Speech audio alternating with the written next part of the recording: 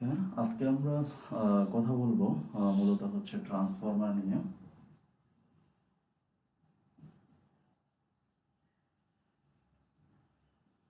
Transformer তো প্রথমেই আমরা একটু দেখে নেই যে আসলে ট্রান্সফরমার কি। তো এইখান থেকে আমরা যেটা দেখতে পাচ্ছি যে ট্রান্সফর্ম অর্থাৎ একটা জিনিসের রূপান্তর হয়। তো এই রূপান্তর কিভাবে হয়? তো ট্রান্সফরমার হচ্ছে মূলত একটা ডিভাইস যেটা পাওয়ার, ইলেকট্রিক পাওয়ার একটা সার্কিট থেকে অন্য আরেকটা সার্কিটে ট্রান্সফার করে বা স্থানান্তর করে। কিভাবে? ট্রান্সফরমেশনের মাধ্যমে। কিরকম ট্রান্সফরমেশন হয়? ট্রান্সফরমেশন হয় মূলত আমরা প্রথমে হচ্ছে আমাদের যেই অল্টারনেটিং সোর্স বা আমাদের যেই কারেন্ট সোর্স, সেটা আমরা হচ্ছে আমাদের এখানে দুইটা উইন্ডিং থাকে, একটা হচ্ছে প্রাইমারি উইন্ডিং আর একটা হচ্ছে সেকেন্ডারি উইন্ডিং। তো প্রাইমারি উইন্ডিং বা প্রাইমারি কয়েলে হচ্ছে অ্যাপ্লাই করা হয় অল্টারনেটিং সোর্স, পাওয়ার সোর্স বা অল্টারনেটিং সিগন্যাল। তো এটা অ্যাপ্লাই করলে তো এইখান থেকে আমরা জানি যে হচ্ছে যখন একটা কয়েলের মধ্য দিয়ে কারেন্ট ফ্লো হবে তখন সেখানে কি হয়, ম্যাগনেটিক ফিল্ড ক্রিয়েট হয়। তো এই ম্যাগনেটিক ফিল্ড যখন তাহলে ইলেকট্রিক ফিল্ড থেকে ম্যাগনেটিক ফিল্ড ক্রিয়েট হচ্ছে বা প্রডিউস হচ্ছে। এখন পরবর্তীতে যেই সেকেন্ডারি কয়েল বা আদার্স যেই সার্কিট, এই সার্কিটটাকে বা এই কয়েলটা যখন এই প্রাইমারি কয়েলের যেই ম্যাগনেটিক ফিল্ড যেটা ক্রিয়েট হলো, সেই ম্যাগনেটিক ফিল্ডটা যদি পরিবর্তনশীল হয়, যদি অল্টারনেটিং হয় বা পরিবর্তনশীল যদি হয়, তাহলে এই পরিবর্তনশীল ম্যাগনেটিক ফিল্ডের জন্য সেকেন্ড যেই সার্কিট বা সেকেন্ড যেই কয়েল, সেইখানে একটা ইএমএফ ইন্ডিউসড হয় বা সেইখানে কি হলো, ইলেকট্রিক ফিল্ডের কনভার্সন হলো। অর্থাৎ প্রথমে আমরা ইলেকট্রিক ফিল্ড অ্যাপ্লাই করছি, সেখান থেকে ম্যাগনেটিক ফিল্ড আমরা রূপান্তর করলাম বা ট্রান্সফর্ম হলো প্রাইমারি কয়েলের মাধ্যমে। তারপরে এইটা যখন পরিবর্তনশীল, এই ম্যাগনেটিক ফিল্ডটা ক্রিয়েটিং যে ম্যাগনেটিক ফিল্ড, এটা যখন পরিবর্তনশীল, এই পরিবর্তনশীল ম্যাগনেটিক ফিল্ডের জন্য আমার সেকেন্ডারি কয়েলে গিয়ে আবার সেটা ইলেকট্রিক ফিল্ডের কনভার্সন হচ্ছে। অর্থাৎ electric field to magnetic field, magnetic field to electric field. তাহলে এই যে ট্রান্সফরমেশনটা হচ্ছে, এই ট্রান্সফরমেশনের মাধ্যমে আমার একটা সার্কিট থেকে আরেকটা সার্কিটে পাওয়ার ট্রান্সফার হচ্ছে, এই জন্য এটাকে বলা হয় হচ্ছে ট্রান্সফরমার। তো সেটা কিভাবে হয় সেটা আমরা এখন দেখব। ওকে, তো আমরা এখানে দুইটা কয়েলের কথা বলছি, একটা হচ্ছে প্রাইমারি কয়েল এবং secondary coil. Definitely this is conductive. So normally copper ওয়্যারের হয়। তো আমরা হচ্ছে যদি দুইটা কয়েল নেই, ফর এক্সাম্পল এটা একটা কয়েল, আর যদি আমরা এখানে আরেকটা কয়েল নেই, তাহলে প্রথম coil primary coil, secondary coil. অর্থাৎ প্রথম কয়েল বলতে যেটাতে আমরা অল্টারনেটিং সিগন্যাল সোর্স অ্যাপ্লাই করব। ওকে, তাহলে আমরা যদি দেখি যে ফর এক্সাম্পল এটা হচ্ছে আমাদের ফেজ, অল্টারনেটিং এ সিঙ্গেল ফেজের ফেজ, এবং এটা হচ্ছে নিউট্রাল। তাহলে আমরা এটাতে কি করলাম, আমাদের অল্টারনেটিং যে সিগন্যাল সেটা অ্যাপ্লাই করলাম। ওকে, ভোল্টেজ অ্যাপ্লাই করলাম। তাহলে ফেজ এবং নিউট্রাল, তো সেটা যত ভোল্টেরই হোক, ফর এক্সাম্পল বিডিতে 220 ভোল্ট, তাহলে 220 ভোল্ট আমরা এখানে কি করলাম, অ্যাপ্লাই করলাম। এখন 220 ভোল্ট যখন আমি অ্যাপ্লাই করছি এই প্রাইমারি উইন্ডিংসে, প্রাইমারি কয়েলে, তখন কি হবে, এইখানে আমরা এটা যেহেতু আমাদের এসি সোর্স, তো এসি সোর্স মানে কি, এই ফেজটা আমরা যদি দেখি সিগন্যালটা সাইনোসয়েডাল সিগন্যাল, ভোল্টেজ টাইম, অর্থাৎ একবার পজিটিভ আর একবার নেগেটিভ। তাহলে এটা যখন পজিটিভ হবে তখন কারেন্ট ফ্লোর ডিরেকশনটা কি হবে, এদিক থেকে এদিকে। আবার যখন কি হবে, আবার এটা হচ্ছে পজিটিভ অংশ, তারপরে আবার কি হবে, এটা নেগেটিভ হবে। যখন নেগেটিভ হবে তখন কারেন্ট ফ্লো ডিরেকশনটা কি হবে, এদিকে হবে। অর্থাৎ কারেন্ট ফ্লোর ডিরেকশনটা অল্টারনেট হচ্ছে। হ্যাঁ, অল্টারনেট হচ্ছে, এই যে তাহলে যদি 50 হার্টজ হয় তার মানে এইখানে 100 বার হচ্ছে এই অল্টারনেট হচ্ছে ফ্রিকোয়েন্সি। যদি 50 হার্টজ হয়, ফ্রিকোয়েন্সি যদি 60 হার্টজ হয় তাহলে 120 বার অল্টারনেট হচ্ছে। ওকে, সো পজিটিভের জন্য এদিক থেকে এদিকে, নেগেটিভের জন্য এদিক থেকে এদিকে। তাহলে এটা হচ্ছে আমাদের কি অল্টারনেটিং কারেন্টের ডিরেকশনটা আমরা দেখালাম। ওকে, এখন যদি এখানে কয়েল, সো আমরা ফ্লেমিং এর যে রাইট হ্যান্ড রুল সেইখান থেকে আমরা হচ্ছে ম্যাগনেটিক ফিল্ডের ডিরেকশন বের করতে পারি। কিরকম সেটা, যে আমরা জানি ফ্লেমিং এর রাইট হ্যান্ড রুল মানে হচ্ছে যে আমার এই থাম্ব যেটা এই ডিরেকশন বরাবর যদি কারেন্ট হয় তাহলে তার চতুর্দিকে হচ্ছে কি ম্যাগনেটিক ফিল্ড লাইন্সের ডিরেকশন বা ম্যাগনেটিক ফিল্ডের ডিরেকশন। অথবা এটাকে এমনও বলা যায় যে যদি আমার এই যে অন্য যেই আঙ্গুলগুলো আছে এগুলোর ডিরেকশন যদি এইটা যদি হচ্ছে কারেন্টের ডিরেকশন হয় তাহলে আমার থাম্বটা হচ্ছে কি ম্যাগনেটিক ফিল্ডের ডিরেকশন। ওকে, তাহলে এখানে যদি আমরা দেখি যে আমার যখন ফর এক্সাম্পল যে পজিটিভ অংশের জন্য আমাদের তাহলে কারেন্টের ডিরেকশনটা কি হবে, এদিকে হবে। ওকে, তাহলে এখানে যদি আমরা লুপের ক্ষেত্রে দেখি যে কারেন্টের ডিরেকশন এরকম হচ্ছে, তাহলে আমরা যদি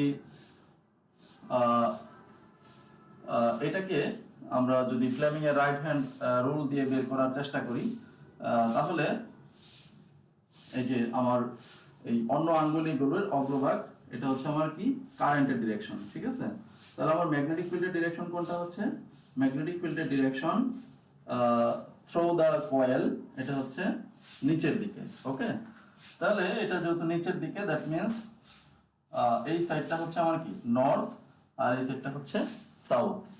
ওকে, এটা হচ্ছে ইনসাইড। তাহলে এখানে ম্যাগনেটিক যেই ফিল্ড লাইন্স সেই ফিল্ড লাইন্স গুলো কিরকম হবে, ফিল্ড লাইন্স গুলো আমরা জানি হচ্ছে তো এটা হচ্ছে ইনসাইড, ফিল্ড লাইন্স গুলো এরকম হবে, তাই না, নর্থ থেকে সাউথের দিকে।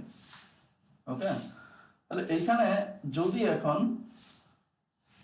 এটা সরি ফিল্ড লাইন্স গুলো নর্থ থেকে সাউথের দিকে হচ্ছে।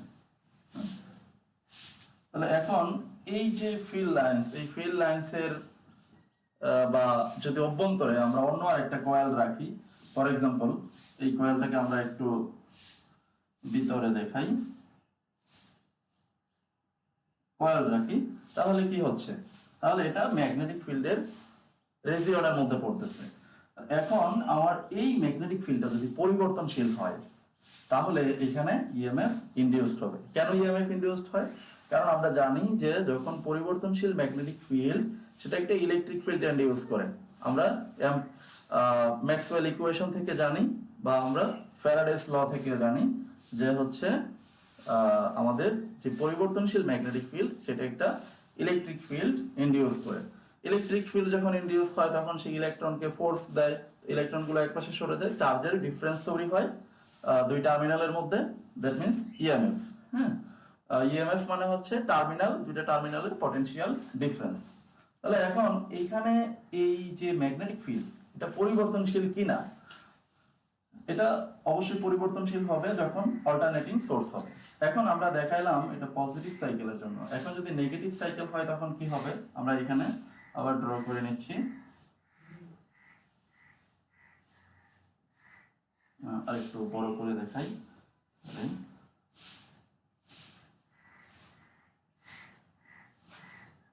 ফেজ নিউট্রাল, নিউট্রাল নেগেটিভ মানে কারেন্ট এদিকে ফ্লো হচ্ছে। ঠিক আছে, তাহলে আমরা যদি এখন ফ্লেমিং এর রাইট হ্যান্ড রুল অ্যাপ্লাই করি, দ্যাট মিন্স এই যে আমার অন্য আঙ্গুলিগুলোর যে সার্কুলেটিং সেটা হচ্ছে কারেন্টের ডিরেকশন, আর আমার বৃদ্ধাঙ্গুলির ডিরেকশন কোন দিকে, উপরের দিকে, দ্যাট মিন্স এটা হচ্ছে নর্থ সাইড, এটা হচ্ছে সাউথ সাইড। তাহলে এখন এইখানে যে ফিল্ড লাইন্স সেগুলো ডিরেকশন হবে কি নর্থ থেকে সাউথের দিকে, অর্থাৎ এখানে ডিরেকশন কি হচ্ছে পরিবর্তন হচ্ছে। হ্যাঁ, ডিরেকশন পরিবর্তন হচ্ছে। এখন এখানে একটা সেকেন্ডারি কয়েল আছে, তাহলে ডিরেকশন যখন পরিবর্তন হচ্ছে দ্যাট মিন্স কি আমার ম্যাগনেটিক ফিল্ডটা অল্টারনেট হচ্ছে। যদি 50 হার্টজ হয় তাহলে কি 100 বার অল্টারনেট হচ্ছে। এখন তার মানে কি ম্যাগনেটিক ফিল্ডে পরিবর্তন হচ্ছে। এবং একই সাথে এখানে যখন আমরা যদি দেখি যে এখানে ভোল্টেজের ভ্যালু 0, দ্যাট মিন্স এখানে কোনো নাই, কারেন্ট ফ্লো হবে না, 0। তারপরে আস্তে আস্তে কি কারেন্টের ভ্যালু বাড়তেছে, এখানে ম্যাক্সিমাম। তাহলে কারেন্টের ভ্যালু যখন ম্যাক্সিমাম তখন কি ম্যাগনেটিক ফিল্ডের intensity maximum, magnetic field lines maximum. আমরা জানি যে হচ্ছে কারেন্টের ভ্যালুর সাথে এখানে কি ম্যাগনেটিক ফিল্ডটা হচ্ছে প্রপোর্শনাল। কারেন্ট মিন্স কি চার্জ ফ্লোয়িং, অর্থাৎ নাম্বার অফ চার্জ। তাহলে নাম্বার অফ চার্জ যদি বাড়ে তাহলে কি হবে, ফিল্ড লাইন্স বাড়বে। তাহলে এইখানে কারেন্ট যখন ম্যাক্সিমাম তখন ফিল্ড লাইন্স ম্যাক্সিমাম। আবার কারেন্ট কি আস্তে আস্তে কমতেছে, তাহলে ফিল্ড লাইন্স কি কমতেছে। তাহলে আমরা অর্থাৎ আমাদের যে ম্যাগনেটিক ফিল্ড, এখানে যে ম্যাগনেটিক ফিল্ড ক্রিয়েট হচ্ছে, ম্যাগনেটিক ফিল্ডটা পরিবর্তনশীল হচ্ছে। এক হচ্ছে আমরা ম্যাগনেটিক ফিল্ড লাইন্স, যেটাকে আমরা ম্যাগনেটিক ফ্লাক্স বলি, এই ম্যাগনেটিক ফ্লাক্সের কি হচ্ছে ইন্টেন্সিটি বাড়তেছে কমতেছে, আবার একই সাথে ডিরেকশন অল্টারনেট হচ্ছে। সো এটা কি চেঞ্জিং ম্যাগনেটিক ফিল্ড। এখন এই অংশকে আমরা কি বলতে পারি যে এইখানে ম্যাগনেটিক ফিল্ড অর্থাৎ আমাদের যে কয়েল বা যে কন্ডাক্টর, এটা এই পর্যন্ত হচ্ছে এখানে কি ম্যাগনেটিক ফ্লাক্সের ইন্টেন্সিটি ম্যাক্সিমাম, অর্থাৎ আমরা এটাকে কি করতেছি, ম্যাগনেটাইজ করতেছি। আবার এখানে কি হচ্ছে, ডিম্যাগনেটাইজ হচ্ছে, অর্থাৎ ম্যাগনেটাইজেশন এবং ডিম্যাগনেটাইজেশন কন্টিনিউয়াসলি হচ্ছে। ওকে, এখন যেহেতু পরিবর্তনশীল ম্যাগনেটিক ফিল্ড এটা, তাহলে এই পরিবর্তনশীল ম্যাগনেটিক ফিল্ডের জন্য আমার যে সেকেন্ডারি কয়েল, এই সেকেন্ডারি কয়েলে কি হবে, ইএমএফ ইনডিউস হবে। তো এই ইএমএফ এর ভ্যালু কত হবে, এই ইএমএফ কার কার উপরে নির্ভর করবে, এই ইএমএফ নির্ভর করবে হচ্ছে আমার যে এখানে কয়টা টার্ন আছে, নাম্বার অফ টার্ন। এটা আমরা ফ্যারাডেস ল থেকে জানি, নাম্বার অফ টার্ন ইনটু হচ্ছে d∅/dt।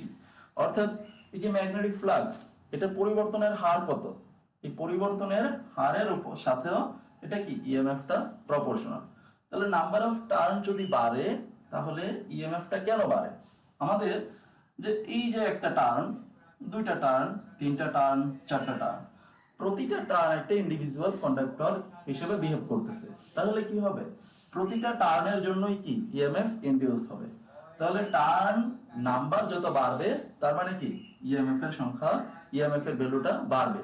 কারণ কি টার্ন, ধরা যাক যে 10টা টার্ন আছে, তাহলে 10টা টার্নের জন্য 10টা ইএমএফ হবে, 10টা যোগ হবে।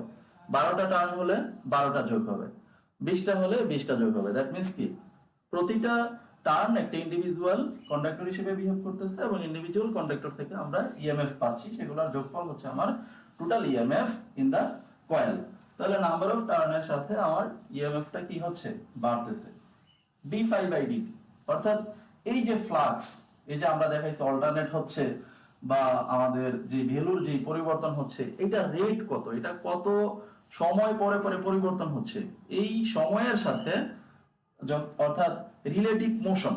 এখানে রিলেটিভ মোশন কি, ম্যাগনেটিক ফ্লাক্স এবং কন্ডাক্টরের মধ্যে কি একটা রিলেটিভ মোশন হচ্ছে, যেহেতু অল্টারনেট হচ্ছে।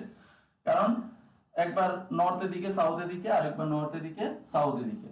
আবার ফ্লাক্সের ডেনসিটি কম বেশি হচ্ছে, ফ্লাক্সের ডেনসিটি কম বেশি হচ্ছে, আবার ডিরেকশন পরিবর্তন হচ্ছে। তাহলে এই যে পরিবর্তনটা, এটা রেট কত, এই পরিবর্তনের রেট যত বেশি হবে, ইলেকট্রিক ফিল্ডের দেখা যায় স্ট্রেংথ বেশি হবে। That means EMF induced, EMF এর ভ্যালু বেশি হবে। ওকে, তাহলে এই জিনিসগুলোর উপরে আমার কি করতেছে, আমার যে ইএমএফ সেকেন্ডারি কয়েলে আমার যে ইএমএফ ইনডিউসড হবে সেটা ডিপেন্ড করতেছে। ওকে, তাহলে একটা ট্রান্সফার, এখন এইখানে একটা জিনিস লক্ষণীয় যে আমরা যখন আমাদের যেই লাইন্স, ম্যাগনেটিক লাইন্স বা ম্যাগনেটিক ফ্লাক্স, এগুলো সেকেন্ডারি কয়েলকে যখন এইটার এই চেঞ্জিং ম্যাগনেটিক ফিল্ডের মধ্যে নিয়ে আসতেছি, তখন এখানে দেখা যাচ্ছে কিছু ফ্লাক্স এটা কি কয়েলের বাইরে আছে। সো দ্যাট মিন্স কি কিছু ম্যাগনেটিক এনার্জি এখানে লস হচ্ছে। তাহলে যেহেতু ম্যাগনেটিক এনার্জি লস হচ্ছে, এই ম্যাগনেটিক এনার্জি যাতে লস না হয়, অর্থাৎ এই ম্যাগনেটিক ফ্লাক্সকে আমি কি করব, একটা নির্দিষ্ট ডিরেকশনে ফ্লো করাবো। আমার ম্যাগনেটিক ফিল্ডকে রেস্ট্রিক্ট করার উপায় হচ্ছে তাকে একটা ডিরেকশনে রেস্ট্রিক্ট করা। হ্যাঁ, ডিরেকশনে রেস্ট্রিক্ট করে কিভাবে, যেমন আমরা নরমালি সেটা করা হয় কোনো ফেরোম্যাগনেটিক ম্যাটেরিয়াল দিয়ে, যে ফেরোম্যাগনেটিক ম্যাটেরিয়াল যে ডিরেকশন বরাবর দেওয়া হয় সেই ডিরেকশন বরাবরই ম্যাগনেটিক ফ্লাক্স গুলো বা ম্যাগনেটিক লাইন্স অফ ফোর্স গুলো ফ্লো করে। ওকে, তাহলে এই জন্য ট্রান্সফরমারের মধ্যে কি করা হয়, এখানে একটা কোর দেওয়া হয়। হ্যাঁ, তো আমরা এটা হচ্ছে সিম্বলিক যে একটা কোর থাকে মাঝখানে, বা যেটাকে যদি আমরা দেখি যে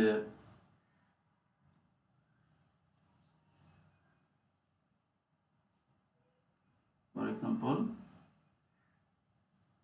এরকম কোর থাকে। হ্যাঁ,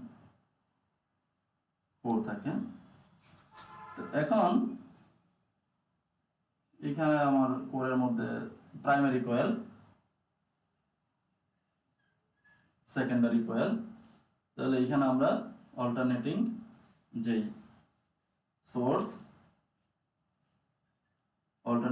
অ্যাপ্লাই করলাম, তাহলে এখানে আমরা কি পাবো, ইএমএফ ইনডিউসড হবে। এখন এখানে আমরা যখন একটা সার্কিট দিব, ফর এক্সাম্পল এখানে আমরা একটা বাল্ব দিচ্ছি,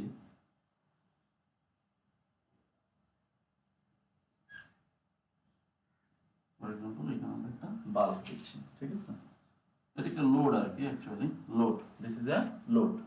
ওকে, তাহলে এখানে আমরা অল্টারনেটিং সোর্স, এই এসি সোর্স অ্যাপ্লাই করলাম। এখন এখানে যে ম্যাগনেটিক ফিল্ড, এই যে আমরা ম্যাগনেটিক ফিল্ড কিভাবে ক্রিয়েট হয় এবং ডিরেকশন আমরা দেখাইছি, তাহলে এগুলো এদিক সেদিক না গিয়ে কি করবে, এই ডিরেকশন বরাবর ফ্লো করবে। একবার এই ডিরেকশন, আরেকবার কি হবে, আরেকবার হবে এই ডিরেকশন, ঠিক আছে। অর্থাৎ এই যে আমরা একটা কোর দিলাম, এই কোরটা হচ্ছে নরমালি সফট আয়রন কোর থাকে। সফট আয়রন কোর মানে হচ্ছে যেই আয়রনকে ইজিলি ম্যাগনেটাইজ করা যায় এবং ইজিলি ডিম্যাগনেটাইজ করা যায়, সেটা হচ্ছে সফট আয়রন। তাহলে এই সফট আয়রনের কোর থাকে, এই সফট আয়রনের মধ্য দিয়ে কি হয়, তাহলে ফর এক্সাম্পল এখানে ইউজ করা হয় কোর হিসেবে সিলিকন স্টিল।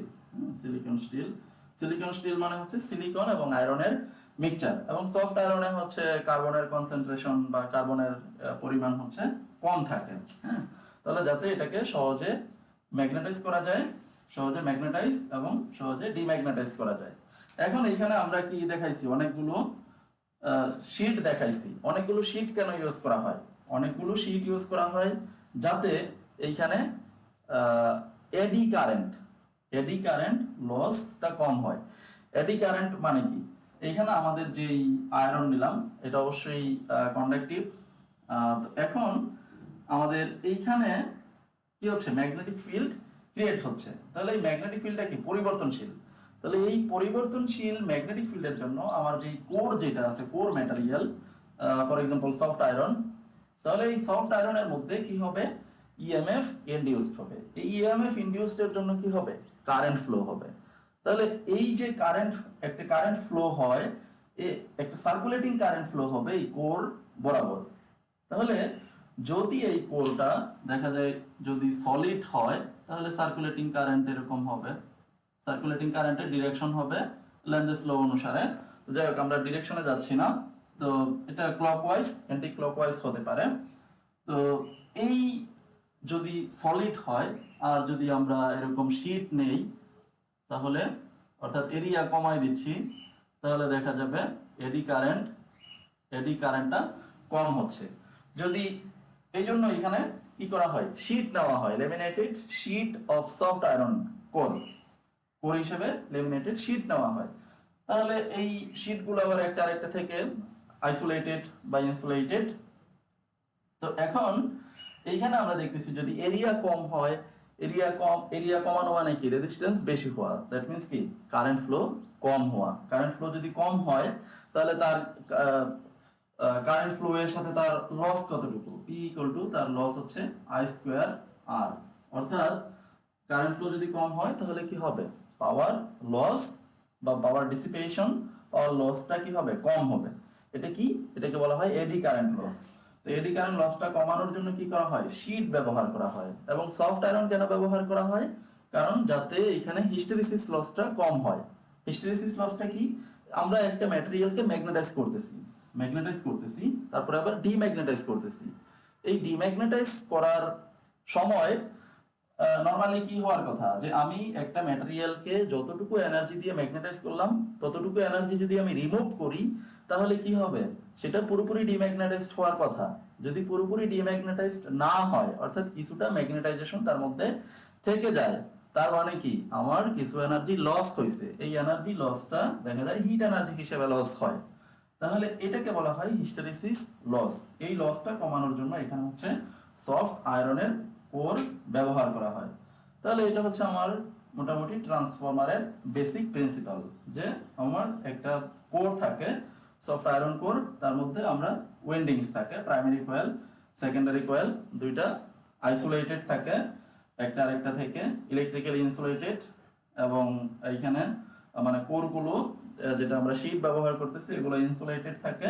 তাহলে আমরা প্রাইমারি কয়েলে অল্টারনেটিং সোর্স অ্যাপ্লাই করতেছি, অল্টারনেটিং ভোল্টেজ দিচ্ছি। এখন এই ভোল্টেজটা কখনো আমরা ট্রান্সফরমার কেন ইউজ করি, ভোল্টেজটা বাড়ানো অথবা কমানোর জন্য। তাহলে ভোল্টেজ যদি আমার বাড়াতে চাই, আমরা যেটা দেখছি ইএমএফ ই সমান হচ্ছে N into D phi divided by DT, normally number of টার্নের সাথে এবং ফ্লাক্সের পরিবর্তনের সাথে। তাহলে কি নাম্বার অফ টার্ন, যদি আমি ভোল্টেজ বাড়াতে চাই, যেটা হচ্ছে পাওয়ার জেনারেশন যে স্টেশনে করা হয় ভোল্টেজ বাড়ানো হয় ট্রান্সমিশনের জন্য, ভোল্টেজ বাড়াতে হলে কি করতে হবে, আমাকে নাম্বার অফ টার্ন বাড়াই দিতে হবে। নাম্বার অফ টার্ন যদি বাড়াই তাহলে ভোল্টেজ ইএমএফ ইনডিউসটা বেশি হবে, কিন্তু পাওয়ার কি থাকবে, সেম থাকবে। কারণ ভোল্টেজ যদি বাড়ে তাহলে কি হবে, কারেন্ট কম হবে। কারণ কি নাম্বার অফ টার্ন যদি বাড়ে তার মানে কি কন্ডাক্টরের লেন্থ বেড়ে যাচ্ছে, লেন্থ বেড়ে গেলে কি হবে, রেজিস্ট্যান্স বেড়ে যাবে, সো কারেন্ট কম হবে, কারেন্ট ফ্লো কম হবে। তাহলে বি বাড়তেছে, আই কমতেছে, তাহলে পাওয়ার যেটা আমরা জানি পি ইকুয়াল হচ্ছে বি আই, আর এখানে একটা cos থিটা আসবে, কারণ হচ্ছে বি এবং আই এর সাথে কি হয়, আমরা এটা একটু মুছে দেই, একটা ফেজ ডিফারেন্স থাকে। ফর এক্সাম্পল এটা যদি বি হয় তাহলে আমরা ধরে নিচ্ছি যে এটা হচ্ছে আই, ফেজ ডিফারেন্স যদি আমরা থিটা ধরে নেই, তাহলে ভোল্টেজের যে ডিরেকশন, এই ডিরেকশন বরাবর আই এর কম্পোনেন্ট কত, এই ডিরেকশন বরাবর আই এর কম্পোনেন্ট হচ্ছে I cos theta, that means power equal to হচ্ছে ভোল্টেজ ইনটু কারেন্ট, তাহলে ভোল্টেজ ইনটু বিআই cos থিটা, এটা হচ্ছে অ্যাক্টিভ পাওয়ার। ওকে, তাহলে এই যে পাওয়ার, এই পাওয়ারটা কনস্ট্যান্ট থাকতেছে। ওকে, পাওয়ার কনস্ট্যান্টের মাধ্যমে যদিও কিছু পাওয়ার লস হবে, যেটা আমরা দুইটা লস দেখাইছি, যে এডি কারেন্ট লস এবং হিস্টেরিসিস লস, তাহলে পাওয়ারটা কি হচ্ছে এই সার্কিট থেকে এই সার্কিটে ট্রান্সফার হচ্ছে। তাহলে আমার যেখানে যেমন ডিস্ট্রিবিউশন সাইডে আমার দরকার কি, ভোল্টেজ কমানো, তাহলে ভোল্টেজ কমানোর জন্য কি করতে হবে, এখানে নাম্বার অফ টার্নটা কমাই দিতে হবে। তাহলে যেটাতে আমরা ভোল্টেজ বাড়াচ্ছি সেটাকে বলা হয় স্টেপ আপ ট্রান্সফরমার, যেখানে আমরা ভোল্টেজ কমাচ্ছি সেটাকে বলা হয় স্টেপ ডাউন ট্রান্সফরমার। এখন কথা হচ্ছে যে আমার এই যে ট্রান্সফরমার, এটা কি ডিসি সোর্সে চলে কিনা।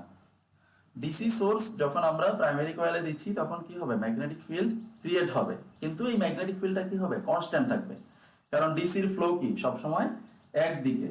সো এইখানে কি হবে, ম্যাগনেটিক ফিল্ডের কোনো পরিবর্তন নাই, সো যেহেতু পরিবর্তন নাই সো কোনো ইএমএফ ইনডিউস হবে না। তার মানে আমার ট্রান্সফরমার চালানোর জন্য অবশ্যই কি হতে হবে, ইনপুটটা এসি সোর্স হতে হবে। ওকে, তাহলে আজকে এই পর্যন্তই আমাদের লেসন।